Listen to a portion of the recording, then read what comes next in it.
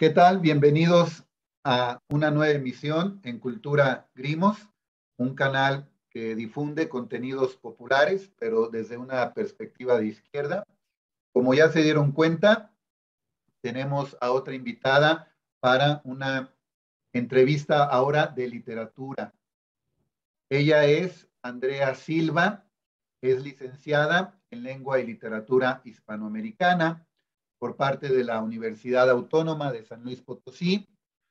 También tiene una maestría en literatura en la Universidad de Guanajuato y actualmente trabaja en la revista de literatura mexicana, edita la UNAM, la Universidad Nacional Autónoma de México.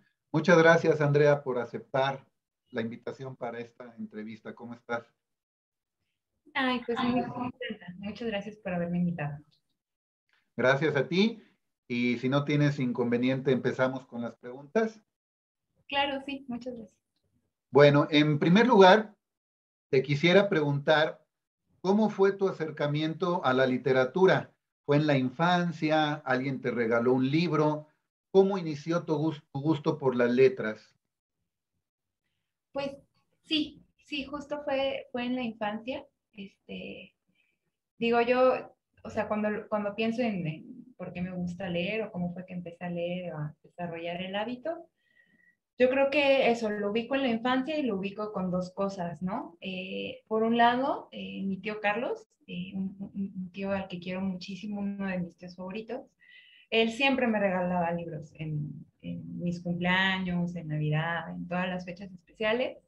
Lo que me regalaba siempre eran libros, ¿no? Entonces, pues eso ya era en sí una motivación. Y la verdad es que yo creo que tenía muy buen tino porque, eh, pues recuerdo varios de los libros que me regaló y me gustaron mucho, ¿no? Me regalaba los cuentos de los hermanos Grimm, me regaló como una colección chiquita de varias obras clásicas, pero bueno, de estas ediciones que sacan como de obras clásicas para niños, ¿no? Como más cortillitas y tal. Me regaló El Principito, me regaló obras de Dickens, ¿no? Eso también, ¿no? Muchas de mis primeras lecturas fueron de autores ingleses, ¿no? Autores ingleses como, no sé, como del 19, sí, o antes, ¿no? Porque eran el tipo de autores que le gustaban que leían mucho en casa pues de mi mamá, ¿no? Este tío es hermano de mi mamá. Entonces, eso por un lado. Eh, y por el otro lado, algo que igual es menos serio, pero pues así es, que vi la película de Matilda, ¿no? Que sigue siendo una de mis películas así favoritas, obra maestra de la cinematografía universal. La mía también. Es muy buena, de verdad es muy buena. O sea, a mí me sigue gustando mucho, de verdad. Y la vi de niña, y entonces claro que es absolutamente, o sea, para mí es como, si quieres motivar a un niño a leer, ponle la película de Matilda, ¿no? Porque es absolutamente genial el personaje de Matilda y además pues padrísimo, súper inteligente, súper linda persona y tiene poderes de telepatía, creo que es, o telequinesis, no me acuerdo cuál es el término, pero pues padrísimo, ¿a quién no se le antoja leer después de ver Matilda? Entonces yo creo que fueron esas dos cosas. Muy bien, muchas gracias. Sí, a mí también me gusta mucho esa película y es muy motivadora, como podemos encontrar otras películas, hablando de películas infantiles. Me acuerdo de una que se llamaba El Poderoso, que era un adolescente, iniciaba su adolescencia, un chico, pero por un padecimiento desde temprana edad o desde el nacimiento mismo, usaba muletas, no podía caminar bien, era un chico muy débil físicamente, pero muy astuto, muy inteligente, un gran lector, y tiene aventuras con un chico de esos más grandes, robustos, del más alto físico. Sí, sí, sí, el chico grande, así como robusto, hasta como medio peloncito, ¿no? Como que el Ese, cabello cortaba así a rape. Ajá. sí, pero que no saca buenas calificaciones y aparte en su casa es una familia disfuncional y ambos se complementan. El grandote lo ayuda a defenderse de los demás, se vuelve sus piernas porque se lo echa en los hombros Uh-huh. y este chico se vuelve su cerebro para él. Sí, es buenísima esa película. Yo también la he visto, no me acordaba que se llamaba así, pero es El muy buena. Poderoso. Ujú. Creo que en inglés de Mighty, algo así. Bueno, así fue como iniciaste en este mundo de las letras. Uno ya entra y no puede salir. Para ti la siguiente pregunta, entonces, ¿qué significa la literatura? ¿Cómo ha formado tu carácter y tu visión del mundo? Pues, digamos, bueno, también quiero un poco mencionar que también mi mamá tuvo que ver, porque un poco la dejé de lado en la pregunta anterior y no, o sea, también mi mamá influyó mucho en mi Ok. hábito de lectura y muchas de mis primeras lecturas me las recomendó ella. Pero bueno, ya respecto a lo que para mí significa la literatura, digamos, híjole, no sé si voy a responder esto siempre, ¿no? O sea, yo creo que también uno puede amar una cosa durante toda su vida, pero las razones por las que ama esa cosa pueden ir cambiando, ¿no? O complementándose con el tiempo. Yo creo que en este momento de mi vida, yo diría que para mí la literatura significa un encuentro con el otro. Para mí eso es como lo, lo que a mí me aporta, lo que para mí es esencial, ¿no? Un permitirte conocer una otra edad que tal vez de otra manera yo no podría haber accedido a ese encuentro con el otro o no de esa manera, de la manera en la que la literatura me lo permite. Muy bien, muchas gracias. Pasaremos a la siguiente pregunta. Pregunta número 3. Ahora platícanos, por favor, un poco de tu experiencia en la universidad, tanto en la licenciatura como en la maestría. ¿A qué me refiero? ¿En qué ayudó? ¿En qué te ayudó? ¿En qué fortaleció tu apreciación por la literatura? Ajá. Yo creo que, bueno, así lo primero yo creo que es que, como ya te comenté, por mucho tiempo, o sea, de hecho, casi todas mis primeras lecturas antes de entrar a la universidad eran lecturas de autores y autoras ingleses, ¿no? Este, digo, viene mucho de la familia de mi mamá, que de ahí me viene el hábito de la lectura, que ellos tenían mucho esas lecturas, ¿no? Jane Austen, las hermanas Bronte, Agatha Christie, Charles Dickens, ¿no? Esas fueron muchas de mis primeras lecturas. Había leído un poco de literatura latinoamericana, muy, muy poquita, ¿no? Antes de entrar a la universidad. Sí me gustaba, pero no era lo que más había leído, ni de chiste, ¿no? Y tampoco es que hubiera leído mucho, digo. Tampoco es que fuera ya así. Los 1000 libros antes de entrar a la universidad, por supuesto que no, ¿verdad? Pero bueno, dentro de esas lecturas poquitas que yo tenía, pues lo latinoamericano estaba más relegado. Entonces ya de entrada, pues estudiar literatura hispanoamericana, pues ya fue un enfrentamiento con otras formas de hacer literatura, ¿no? O sea, leer la literatura que se escribe en México y en otros países de América Latina, aunque obviamente muchas veces sí toman mucho de la literatura europea, ¿no? Por supuesto. Sí habla de otros contextos, sí habla de, nuevamente, son otras formas de encuentro con el otro, ¿no? Con el propio país, con la propia cultura. Entonces, ya eso de entrada para mí fue otra manera de acercarme a la literatura, ¿no? Cuando entré a la universidad. Eh, lo siguiente yo creo que es, pues, la profesionalización de la lectura, por así decirlo, que eso es lo que uno por lo menos debe intentar aspirar, ¿no? Estudiando letras en la universidad, que es intentar leer de otra manera, ¿no? O sea, más allá del me gusta, no me gusta, más allá de un estado tal vez impresionista, solamente que se queda en la pura impresión, sino más bien pues ya intentar llevar una lectura más profesional, más analítica, más contextualizada, ¿no? Con una mayor investigación sobre las circunstancias en las que se da la escritura, ¿no? O sea, yo creo que todo eso me lo aportó la lectura en la universidad. Ujú. Muy bien. Ya nada más para, antes de pasar a la siguiente pregunta, ahorita se me ocurría algo más pensando en alguien que, en un chico de bachillerato, en alguien que está pensando en estudiar profesionalmente la literatura, porque puede ser nada más un pasatiempo, algo de un interés paralelo, pero si alguien piensa en dedicarse a esto, pensemos en un joven, una jovencita, que a lo mejor le interesa estudiarlo como carrera profesional, pero empieza a preguntarse, ¿y de qué voy a vivir? Y si mis papás no me dejan estudiar eso porque me preguntan de en qué voy a trabajar, eso en qué se trabaja, porque pues imagínate, muchos papás preocupados por ese aspecto, por sus hijos, que el hijo quiere estudiar letras y escritores, lo relacionan con, a veces con prejuicios o etiquetas, ¿no? ¿Tú qué le dirías a alguien que nos pudiera estar observando de esa edad, que vaya teniendo ese interés? ¿Qué se va, qué se va a encontrar en la universidad? ¿Qué espacios profesionales y de realización personal le puede ofrecer el tener una carrera universitaria? Claro.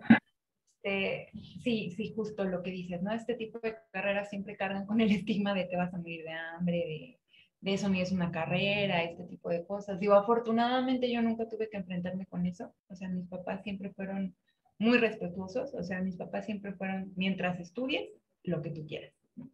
Pero yo entiendo que no es la realidad de todo el mundo. Ahora, digamos, yo creo que aquí yo, para empezar, diría dos cosas que parecen contradictorias, pero que las dos son reales, ¿no? O sea, para todo hay trabajo y de nada hay trabajo. O sea, ¿qué quiero decir con esto? Yo creo que de verdad absolutamente cualquier carrera tiene un campo de trabajo, cualquiera. Eh, Desde las más pragmáticas, ¿no? Desde las típicas, medicina, leyes, ingenierías, ¿no? Hasta las más artísticas, hippies, bohemias, como quieran decirle, como la mía, letras, danza, teatro, todos tienen campo de trabajo. Pero también de nada hay trabajo. O sea, hay una crisis tremenda, ¿no? Este, Económica, laboral, ¿no? La pauperización de los salarios que vive mi generación, de las prestaciones laborales, ¿no? Que es algo generalizado, o sea, independientemente de la carrera en la que estés, las condiciones laborales son terribles y cada generación se las está viendo más negras, creo yo, ¿no? Entonces, eso, bueno, un poco, no, tampoco quiero, digamos, descorazonar a la gente, pero, pero bueno, es una realidad, ¿no? Pero es una realidad que todos afrontamos, no es exclusiva de literatura, ¿no? Entonces, alguien que estudia literatura, claro que tiene un campo laboral, o sea, bueno, yo creo que el primero en el que podemos pensar es la docencia, que a mí me gusta mucho, ¿no? Eh, la docencia en materias obviamente como literatura, pero también en materias como redacción, incluso en metodología de la investigación, y ahorita voy a explicar por qué la cuestión de metodología de la investigación. También tenemos campo laboral en el área editorial, ¿no? En la parte de corrección de estilo, incluso en la parte de, pues ya como tal de la formación de un libro, ¿no? Claro que ahí sí hay que estudiar aparte algunas otras cosas, además de lo que ves en una carrera de letras, pero letras ya te da una base buena para empezar. Este, Incluso, ¿y por qué mencionaba esto de metodología de la investigación? Porque creo que eso es interesante. Las carreras de letras, a diferencia de otras carreras, tienen un perfil que va más hacia lo académico, ¿no? Este, o sea, no que las otras carreras no tengan una parte académica, todas las carreras lo tienen, pero a lo que me refiero es que, por ejemplo, no sé, alguien que estudia enfermería está pues más enfocado a un trabajo práctico en un hospital, ¿no? Alguien que estudia una ingeniería, también está, pues, o sea, la idea de la formación de la carrera va más enfocada a que ponga en práctica, ¿no? Esos conocimientos, construyendo un puente, diseñando una máquina, lo que tú quieras, ¿no? Eh, en cambio, las carreras de literatura y de lingüística tienen más bien una orientación que se dirige más hacia el propio estudio, ¿no? Hacia el continuar la investigación, el estudio, ¿no? Que no quiere decir que eso, que no podamos hacer otras cosas más bien prácticas, como dar clases, que dar clases también tiene su parte de continuar estudiando, o corregir textos, o redactar textos, y tal, pero también tiene mucho ese otro lado, ¿no? Entonces, de literatura sales con ciertas herramientas de investigación, ¿no? Sales sabiendo por lo menos citar correctamente fuentes, sabiendo identificar fuentes que sean confiables, ¿no? Y todo este tipo de herramientas que te pueden servir para diferentes trabajos. O sea, son útiles para múltiples trabajos. Vamos, son incluso útiles en el periodismo, ¿no? O sea, alguien que estudia letras, pues puede trabajar en un periódico, corrigiendo redacción, pero pues, también colaborando en investigación. ¿Dónde? Te decía, en comunicación social de muchas empresas, ya sea de gobierno o privadas, pueden ser muy comerciales como Nestlé, General Motors, etcétera, tienen su área de comunicación tanto interna como externa. Exactamente, sí, justo. Y bueno, basta con verlo, o sea, vean de repente los comunicados de algunas empresas, de algunos gobiernos, y bueno, están hechos con, pues así que no leyeron. La otra vez vi uno que dije, hijo, mano, ¿no? Ese era creo que era como un cartel del gobierno de aquí, creo que de la Ciudad de México. Y entonces decía, dije, no, ¿cómo se les ocurre? Decía algo así como, si estás en situación de arresto preventivo, una cosa así, y las autoridades te piden algún dinero, este, diles que no, y resaltaban el no con comillas, que no puedes o que no debes pagar por lo siguiente. Pero claro, ese pésimo uso de las comillas es como una especie de no, guiño, guiño, págales para que puedas salir, ¿no? Exactamente. Dije, ¿a quién se le ocurrió? Como diciéndole por otro lado, cerrándole el ojo, ¿no? No vayas a decir que no, o sea, di que sí, o sea. Sí, Como caray. también vi una joya en la manifestación contra López Obrador del pasado fin de semana, decía un cartel, terminas y te vas, como si hubiera posibilidad de que él siguiera haciendo otras cosas. Este, fue muy enfático, ¿no? Pero sobre algo que resultó literario porque él, pues constitucional y legalmente, y además de que lo ha dicho, pues se va a ir. Entonces, que le digan terminas y te vas, ya en una manifestación, ya es literario. Lástima que ya no estén entre nosotros Carlos Monsiváis, si no hubiera hecho maravillas con esa frase, ¿no? No, sí, luego en esas pancartas han salido unas joyas, ¿no? ¿No? Y además, aparte esta frasecita, ¿no? No sé si habrá sido la intención, pero cuando yo escuché esta frasecita, o sea, lo primero que se me vino a mi mente fue el comes y te vas, ¿no? Que le dijo Fox creo que fue a Fidel Castro, ¿no? Sí, así es, a mí también se me vino eso a la memoria. Entonces, digo, no sé si lo habrán hecho con intención, como de aludir a esta frase, Por lo ¿no? menos también, si por ahí tuviéramos más conocimientos de Freud y todo eso, algo diría también del subconsciente. Y además de dar órdenes, ¿no? Como a la servidumbre, como a los de abajo, comes y te vas, terminas y te vas. Exacto, sí, o sea, hay como este dejo clasista en la frasecita, pero aparte de eso, que yo siento que no sé si intencional o inconscientemente alude a la frase esta de Fox y digo, hijo, mano, híjole, para estar referenciando esas cosas, pues bueno. Además, sí. Bueno, vamos a pasar a la siguiente pregunta y aviso de antemano que después de esta pregunta haremos una breve pausa y continuaremos la segunda mitad de la entrevista posteriormente. La siguiente pregunta dice así, hablemos de José Revueltas, por cierto, que sé que es de tu especial interés. ¿Cuál es la relación entre su obra y su activismo político, el activismo político? ¿Qué fue lo que más te impactó de él? Pues yo creo que, bueno, o sea, digamos, o sea, la relación entre la literatura y la praxis política de revueltas o sea, es esencial y es ineludible, ¿no? O sea, y reconocido por él mismo, o sea, íbamos, con esto no quiero decir que él haga de la literatura un acto propagandístico o un acto dogmático al servicio así de la causa o una cosa así, no, o sea, pero digamos, yo creo que Revueltas reconoce en la literatura como un elemento fundamental de un modo de estar en el mundo, de un modo de analizar el mundo, y de un modo de incluso pues de abonar por una transformación del mundo, ¿no?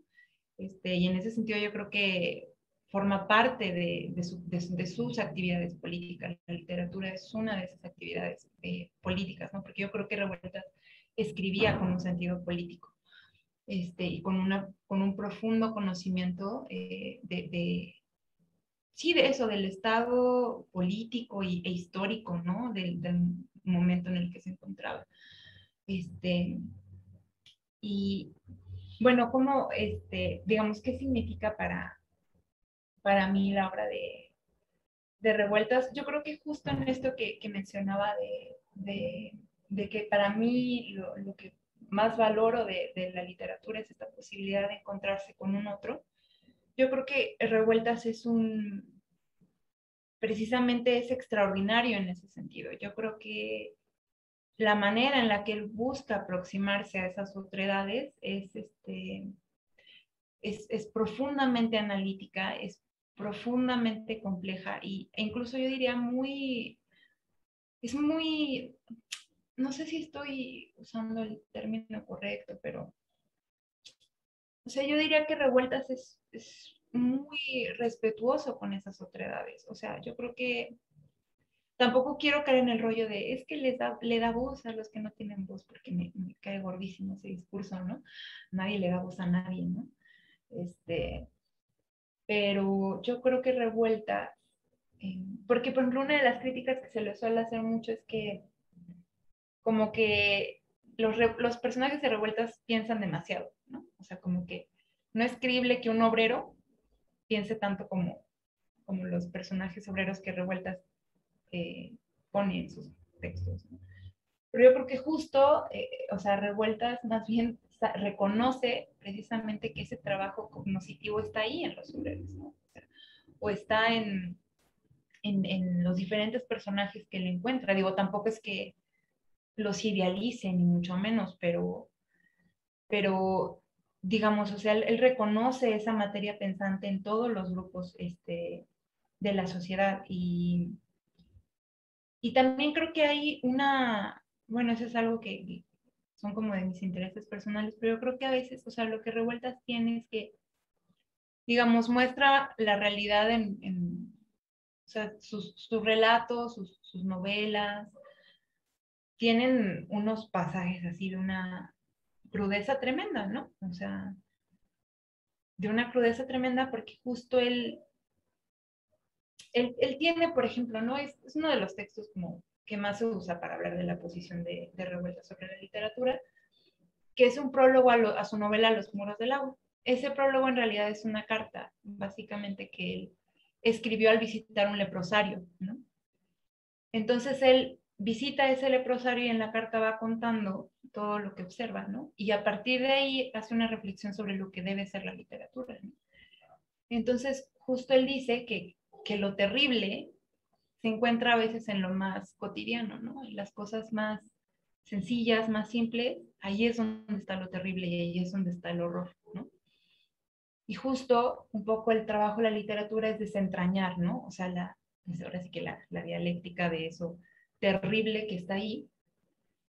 Pero, y precisamente yo creo que como Revueltas tiene esa capacidad de adentrarse en eso terrible cotidiano que está a la vista de todo el mundo y que todo el mundo ha normalizado, porque ahí está, pero que no deja de ser terrible. Hay o sea, yo creo que la escritura literaria de Revueltas tiene momentos profundamente compasivos y eso me gusta mucho, pero no compasivos en el sentido de alguien que diga, ay, pobrecito, lástima, ¿no? No, no es una compasión más bien que de verdad busca entender ese sufrir del otro, ¿no? Y esa existencia distinta a la propia. Eh, no sé, creo que lo dije todo muy desilvanado, pero son como las cosas que pienso cuando reflexiono sobre por qué Revueltas es importante. Pero para mí y para el momento en el que estamos, creo yo. Muy bien. Muchas gracias, Andrea. Como habíamos avisado entonces, en unos segundos más, vamos Perdón, casi no te escucho. ¿Perdón? Listo, ya. Ah, ok. Sí, mencionaba que en unos segundos más vamos a continuar con la segunda parte de esta entrevista. Entonces, para que tengan un momentito libre y ahorita continuamos.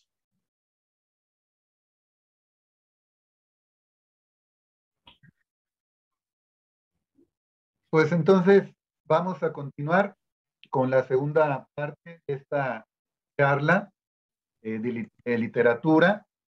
Estamos con Andrea Silva, que es licenciada y máster en literatura hispanoamericana.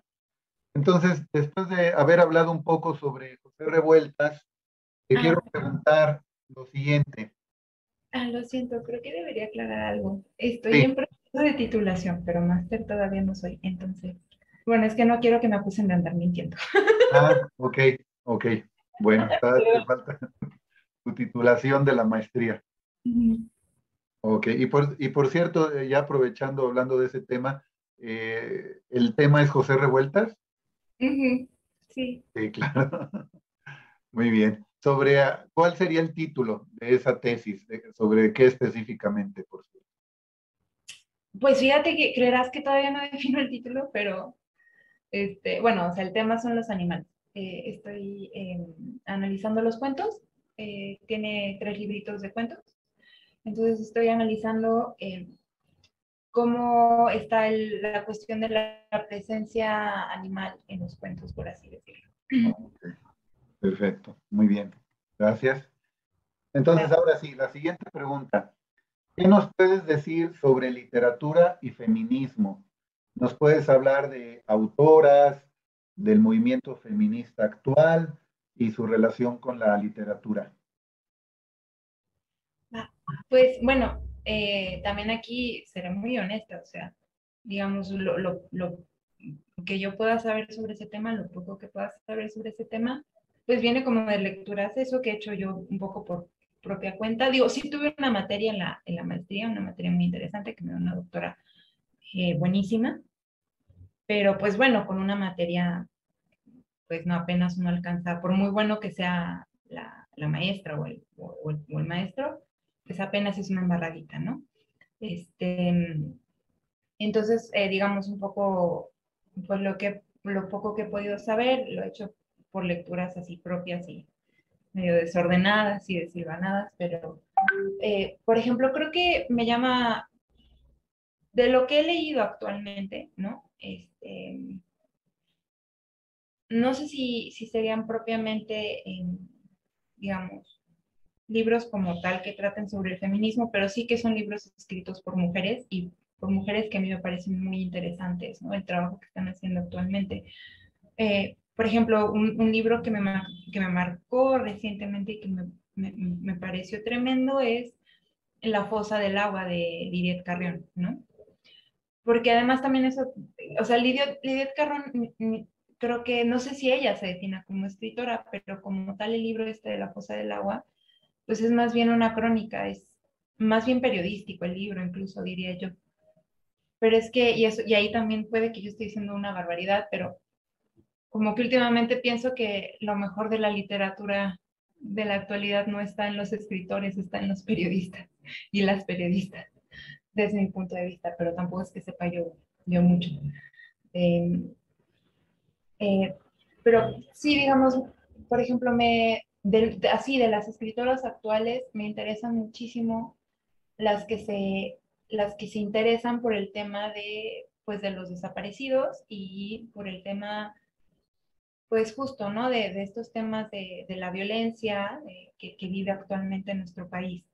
La fosa del agua, en la fosa del agua, Lidia Carrión lo que hace es una investigación sobre un conjunto pues de niñas y adolescentes, ¿no? Eran chavitas de entre 12, 17, 18 años.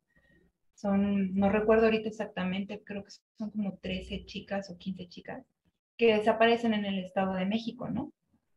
Entonces, pues todas fueron asesinadas y Lidia Carrión lo que hace es seguir la lucha de sus mamás, ¿no? Porque eso me parece bien interesante, ¿no? O sea, y yo creo que es algo que están viendo las autoras muy bien en este momento, que en realidad o sea, la crisis de inseguridad y de violencia y de desaparecidos y de impunidad, las que lo están manejando son las mujeres, ¿no?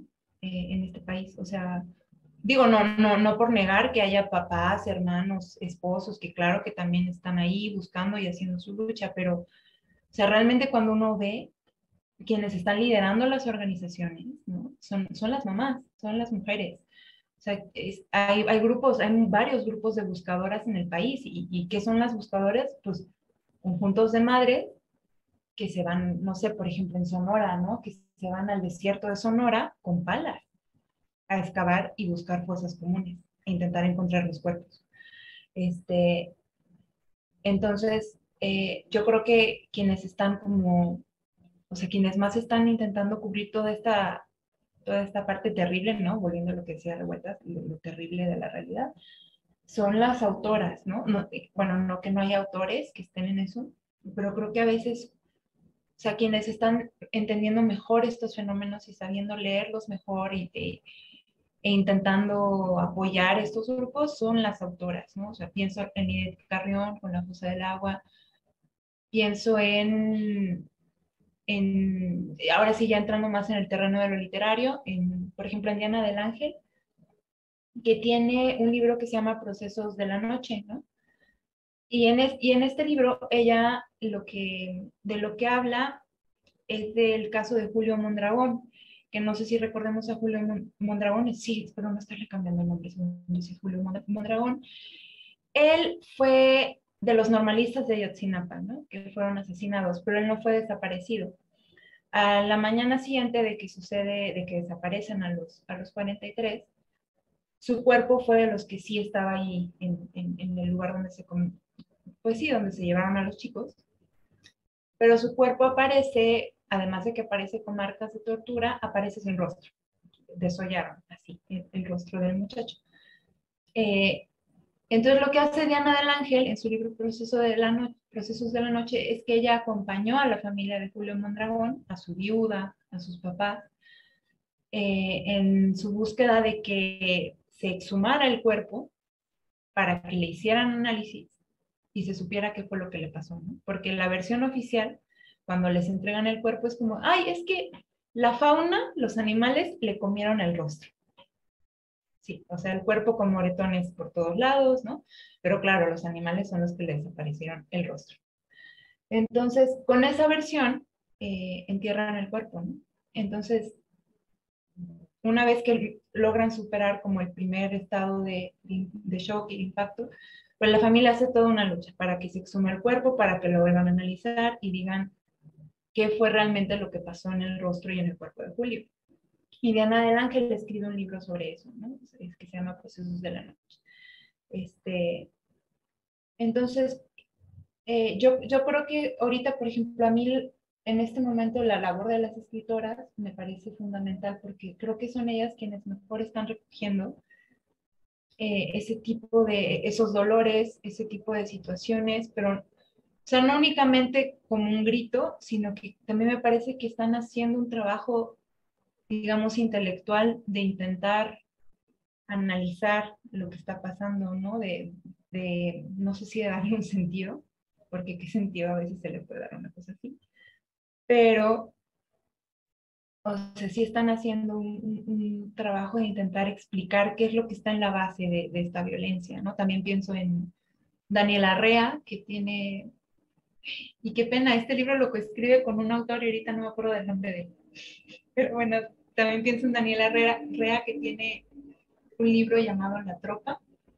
que insisto, escribe con un autor, pero ahorita no recuerdo su nombre. Lo vamos a poner aquí después en Ay, la lo agradezco. edición, la sentí. Sí, lo agradezco mucho. Me disculpo porque no me acuerdo el nombre de su compañero, pero bueno, ellos escriben este libro La Tropa que tiene que ver, ellos, por ejemplo, lo que hacen es irse a entrevistar a integrantes del ejército, ¿no? Que están presos por haber asesinado a civiles, ¿no? Entonces se meten en la cárcel y entrevistan a estos hombres también un poco para entender, pues, por qué hicieron lo que hicieron, ¿no? O sea, por qué mataron a civiles, por qué los torturaron, etcétera, ¿no? Este, Entonces, a mí, bueno, el valor de estas mujeres me parece impresionante, ¿no? O sea, ya de entrada, porque sabemos que tocar estos temas en México puede ser muy complicado en más de un sentido. Pero eso, que no solo están recuperando estas historias, sino que están intentando llevar a cabo un trabajo de análisis para darles alguna, pues eso, no sé si alguna explicación, pero sí un trabajo intelectual que nos permite entender un poco por qué suceden estas cosas o por qué estamos en este estado actual. Y creo que es un trabajo histórico, ¿no? O sea, que no sé, que hace falta, no, bueno, no sé si ni siquiera si el término trabajo sea el correcto, porque nadie tendría que trabajar en algo así, ¿no? Pero es una labor histórica la que están haciendo las mujeres, porque uno se pone a pensar, o sea, no solo es en México y no solo es en este momento actual, o sea, en Argentina, pues cuál es uno de los colectivos que más conocemos por buscar desaparecidos y que siguen en la búsqueda de desaparecidos de la dictadura, pues las abuelas de la Plaza de Mayo, ¿no? O sea, nuevamente, son las mamás, ¿no? Y ahí están las escritoras y las mujeres y las periodistas que están intentando recuperar y narrar estas cosas, ¿no? Entonces, para mí el feminismo un poco tiene que ver, bueno, o sea, o tendría que ver desde mi punto de vista, el feminismo que se necesita es el que acompaña a las víctimas, el que analiza esta situación de violencia, ¿no? Eh, sí, eso. Ok, Andrea. Y antes de pasar a otro tema, a otra pregunta, no quería omitir lo siguiente. Tu opinión de la situación, ¿tú cómo ves la situación del feminismo con el actual gobierno federal de López Obrador? Porque yo estaba pensando en varios momentos que tanto lo que le costó a este señor llegar a la presidencia va a ser su única oportunidad. Y a veces siento, desde mi percepción, o no sé si ahora sí que los medios de comunicación que nos transmiten ese mensaje hacen que yo tenga esa percepción, pero a veces siento que creo en su buena voluntad y sé que está rodeado y también en la base de colectivos feministas, pero no sé si esté cubriendo todos los ángulos, no sé si le esté faltando más, no sé si haya algo esencial que esté dejando pasar el momento, su oportunidad para traer al movimiento feminista, porque, bueno, ya no nos extendemos tanto teóricamente hacia atrás, pero el campesino o el obrero no es el único que tiene que hacer su liberación. Recordemos Angela Davis, la marxista negra, aún vive, pero activista en los años 60, estuvo en la cárcel. Eh, su ejemplo fue de que la liberación no solamente es de un trabajador, sino de la mujer también. Entonces, ¿tú cómo ves ahorita el gobierno de López Obrador en ese sentido? Mira, yo creo que ahí, o sea, híjole, es que es un tema bien interesante, ¿eh? Y está bien padre la pregunta. Mm. Yo creo que aquí habría que entender dos cosas. Es que justo lo que tú dices, gobierno de López Obrador, ¿no? O sea, hay que entender que sí, efectivamente, importa López Obrador como personaje, ¿no? Como individuo, pero el gobierno de López Obrador no es de López Obrador. O sea, me refiero, pues, o sea, como que a veces nos centramos mucho en López Obrador, ¿no? En lo que dice, en lo que hace, en la declaración que hizo acá, etcétera, y no volteamos a ver como otros personajes que también están ahí, ¿no? Entonces, bueno, empezando, digamos, con López Obrador, híjole, es que yo creo que coincido con cosas de lo que has dicho, ¿no? O sea, yo le puedo creer las buenas intenciones, de verdad. O sea, ya, para mí ya eso es una diferencia respecto a presidentes y gobernantes anteriores que hemos tenido, ¿no? O sea, o sea, igual y puedes pensar que sus proyectos son o no buenos, puedes o yo, ¿no? O sea, igual y no estaré de acuerdo con todos sus proyectos ni con todas sus decisiones y pensaré que la riega o lo que sea, pero las buenas intenciones, la verdad es que sí se las creo, ¿no? O sea, que las logre, pues bueno, a ver qué pasa, pero las buenas intenciones se las creo. Ahora, sí pienso que en lo que se refiere a cuestiones de género y en temas de feminismo, es un hombre de su generación. O sea, no, ahí sí, no siento que tenga realmente una conciencia muy profunda en lo que se refiere a cuestiones de género. No pienso que tenga, no creo que tenga un pensamiento de avanzada, ¿no? En temas de feminismo. No creo que lo tenga. La verdad, es un hombre de su tiempo, así, con lo bueno y lo malo, ¿no? O sea, y lo malo que tienen los hombres de su tiempo, pues ya sabemos que... Y los hombres actuales, pues, ¿no? O sea, respecto a cómo tratan, cómo piensan a las mujeres, pues ya sabemos, ¿no? Entonces, digamos, sí, porque, o sea, eso lo pienso de Obrador y se ve en sus declaraciones, ¿no? Y se ha visto en algunas decisiones que ha tomado. O sea, recuerdo que en algún evento, no me acuerdo si fue en algún evento el primer 8 de marzo que ya le tocó como conmemorar siendo presidente, o sea, lo entrevistaron sobre el tema del aborto, ¿no? Y dijo, no, pues pues lúchenle, si lo quieren, lúchenle, ¿no? Que decidan el poder legislativo. Exacto, ¿no? Y claro, lo tienen que decidir los poderes legislativos. O sea, yo estoy de acuerdo, no, el presidente no puede agitar su varita mágica y hacer legal el aborto porque eso no le toca al poder ejecutivo. Sí, Pero es pero muy me fácil. refiero, para que quede claro, perdón, que eso fue la declaración que él dijo, así se refiere, que decida el poder legislativo. Pero es una forma fácil de salirse por la tangente, sobre todo para alguien como Obrador que en otros temas no le saca a polemizar.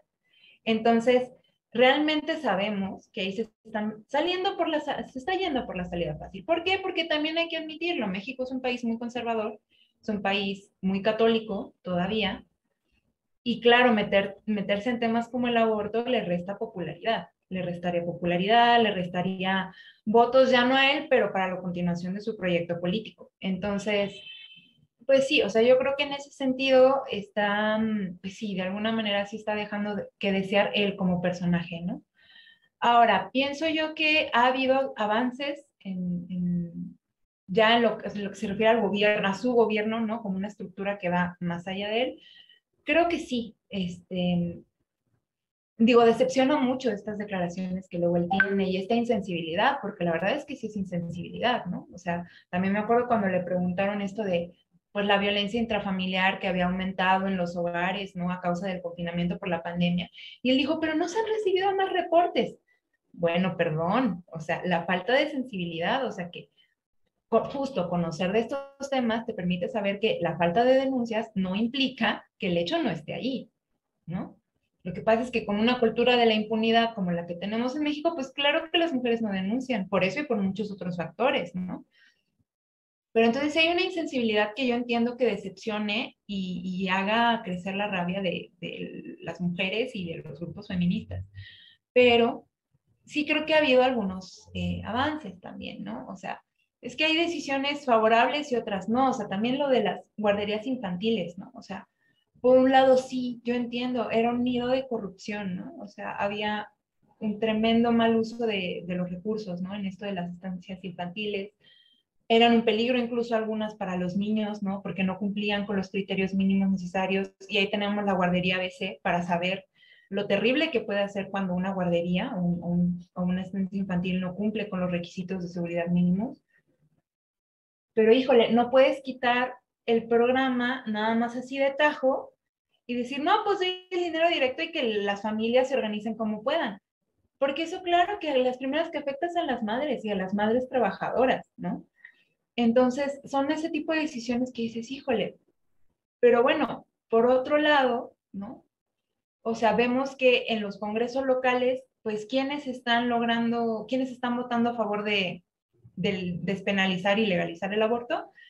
Pues casi siempre son los diputados de Morena, ¿no? O sea, nos guste o no a las feministas, o nos caigan bien o no los partidos políticos, pero en los estados donde se ha logrado este tipo de avances, pues en buena medida sí han sido los legisladores de Morena, las y los legisladores los que han votado, ¿no?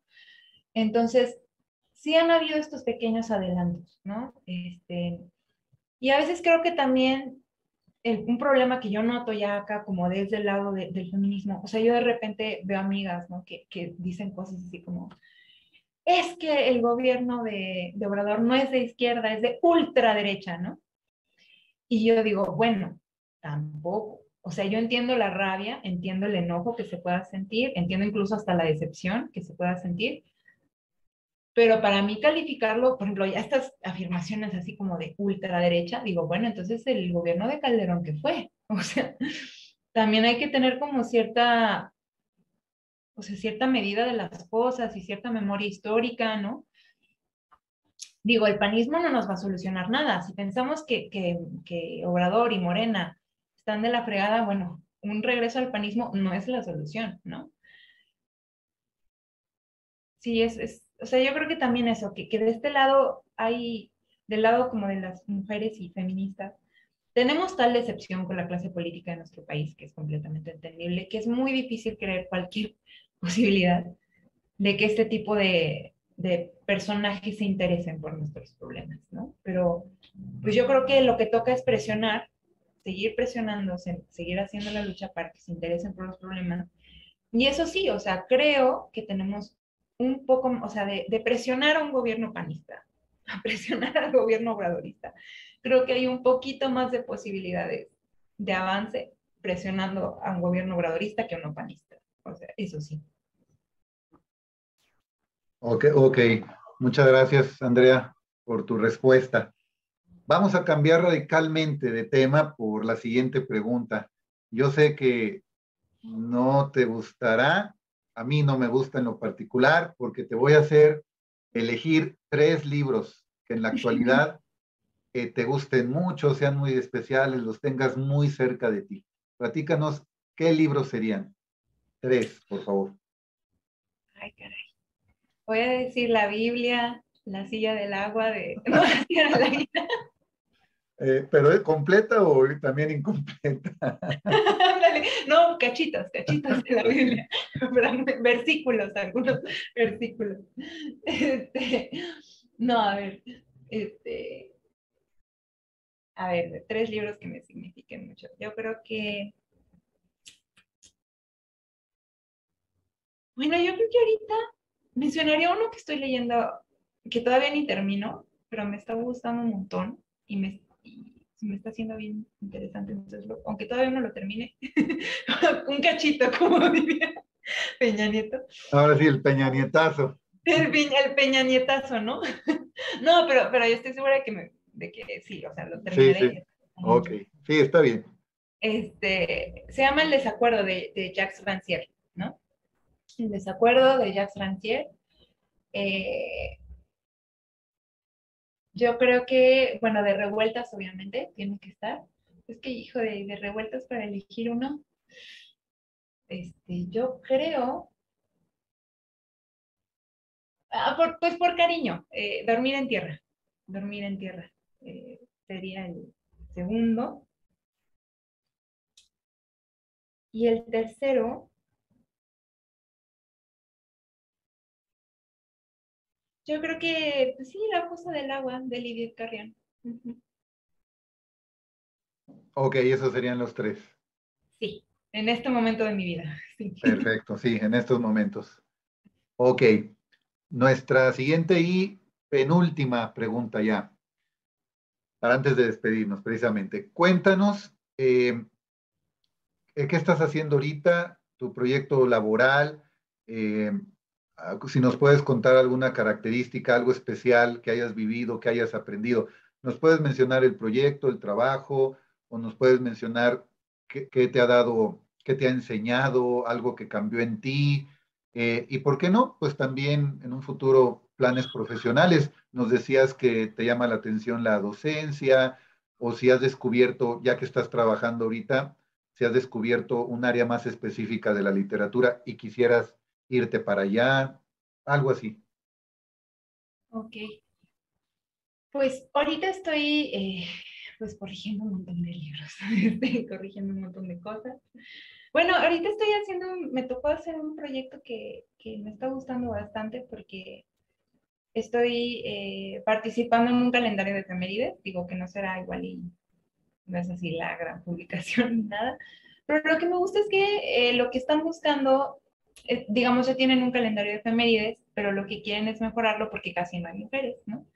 Entonces justo me pidieron que me echara un clavado para ver qué podemos agregar. Entonces medio he estado investigando ahí en varios lados y me he enterado de varias cosas interesantes, ¿no? Entonces eso está padre, para que vean que en la literatura le hacemos un poco, salimos para hacerle un poco a todo, ¿no? Entonces estoy con eso.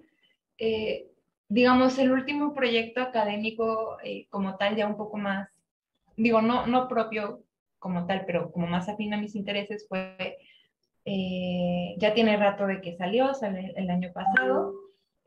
Colaboré con el doctor José Manuel Mateo y el doctor Alessandro Rocco en la edición de unos guiones cinematográficos de Revueltas que no se habían publicado nunca, ¿no? Estaban inéditos y pues ya salió esa publicación. Está muy padre, estuvo padrísimo su proyecto. Los guiones son, uno es El luto humano, que es una adaptación que Revueltas hizo de su propia novela. La novela se llama igual, El luto humano. Entonces él tenía la ambición de que en algún momento se llevara al cine, porque esa también es una faceta que es menos conocida de Revueltas. Él fue guionista cinematográfico en un montón de películas, ¿no? A veces ni siquiera lo acreditaba, pero sí muchas películas de la época de oro, del cine de oro mexicano, que tienen un guión de Revueltas. Curiosamente, él creo que no le gustaban mucho luego sus trabajos porque eran como más comerciales y tal. Pero sí desarrolló ya como guiones que eran más afines a sus intereses estéticos y a lo que él le hubiera gustado filmar. El luto humano fue uno de ellos. Y el otro guión que se publicó fue Los 30 dineros, que es una adaptación de una novela de otro escritor. Entonces, eso fue así ya como de proyectos académicos más afines a lo mío, a mis intereses. Fue de lo último en lo que participé, me gustó un montón, fue muy satisfactorio. Este, y a futuro, pues no lo sé, me gustaría, ya en cuanto ya estoy con lo último de esta tesis, ¿no? De maestría y me gustaría ver, pues intentar escribir algo ya más, bueno, yo no me considero escritora ni nada, ¿no? Pero sí de repente tengo el impulso como de escribir algo un poco ya más propio y menos académico. Ya estoy un poco, sí, algo un poco más libre, una escritura un poco más libre. Y espero que se pueda dar, ojalá. Ojalá, porque sería muy interesante para, yo creo, para ti como persona una satisfacción y para dar a conocer también a un público que encuentre algo en tu creación, en tu obra. Para eso es el arte. Precisamente en ese sentido va la última pregunta. ¿Por qué leer? ¿Qué nos perdemos si no leemos, Andrea? Pues fíjate que yo ahí, igual y yo ahí, no sé si le daría un revés a tu pregunta. No sé si necesariamente es leer. Igual y está horrible que alguien que estudia literatura esté diciendo eso. Pero bueno, o sea, ciertamente yo creo que o sea, la lectura es como la música, ¿no? O sea, yo creo que, o sea, no puede haber una persona en el mundo a la que no le guste por lo menos una canción, ¿no? O sea, yo creo que la música es tan diversa y tan vasta que puede que seguramente no te gustará todos los géneros ni todos los artistas, ni mucho menos, pero algo vas a encontrar que te guste, ¿no? La lectura es exactamente lo mismo. Es tan vasta y tan amplia y tan diversa que algo encontrarás que te guste. Igual y ni siquiera tiene que ser literatura, ¿no? O sea, igual y lo tuyo es leer libros de geografía, libros de biología, no sé, o sea, la pasión por la lectura puede ir por muchos lados, pero yo creo que todos podemos encontrar algo que nos guste leer. Sin embargo, o sea, más bien, o sea, también yo lo que pensaría es que más bien lo que vale mucho la pena es como encontrar la actividad que te permita conocer eh, y encontrarte con el otro. Y eso lo puedes tener no solo de la lectura, ¿no? O sea, lo puedes tener viendo cine, lo puedes tener eso, escuchando música, lo puedes tener, igual y lo tuyo no es leer para adquirir conocimientos, pero tal vez es ver documentales o es ver conferencias, ¿no? O sea, es decir, yo creo que el afán de conocer más y de aprender más no es solo no se satisface solo por la lectura. Entonces, más bien lo que yo propondría es animar a la gente a que encuentre el método de conocer el mundo que más les gusta, ¿no? Y que lo ejerzan y eso sí, siempre de manera crítica, ¿no? O sea, siempre tomando una postura crítica respecto a lo que consumimos, a quienes escuchamos, a quienes leemos, a quienes vemos. Pero eso, porque luego a veces pienso que pugnamos mucho por la lectura, por difundir la lectura, que es muy importante y es muy valioso, pero no pensamos que igual y a veces pues la lectura no es necesariamente lo de todo el mundo, ¿no? Entonces más bien hay que pugnar por formas de conocimiento, ¿no? O sea, igual hay quienes son más de escuchar, de la oralidad, habrá quienes son más de un conocimiento más práctico, no lo sé, pero conocer el mundo de la manera en la que quiera cada quien. Ok, bueno, muchas gracias, Andrea. Pues no me queda más que agradecerte. Hemos terminado esta entrevista. Muchas gracias, Andrea, por tu tiempo. A las personas que nos ven en Cultura Grimos, espero que hayan disfrutado de esta charla. Si les interesa la literatura, esperemos que hayan encontrado algo de su agrado, o si les hizo interesarse y se motivaron a leer, pues misión cumplida. Despedimos entonces al público de Cultura Grimos, no sin antes decirle a Andrea si quiere mencionar algo, si quiere despedirse. No, pues nada más agradecer por la oportunidad de estar aquí platicando, la pasé muy bien y pues agradecer también a quienes hayan aguantado todo este rato escuchándome, no a ti por supuesto, sino a mí, que te hayan aguantado, gracias y ojalá que se lleven algo de aquí, ¿no? Gracias, los esperamos en otro video de Cultura Grimos, que difunde y defiende contenidos populares, pero desde una perspectiva de izquierda. Muchas gracias. Hasta la próxima.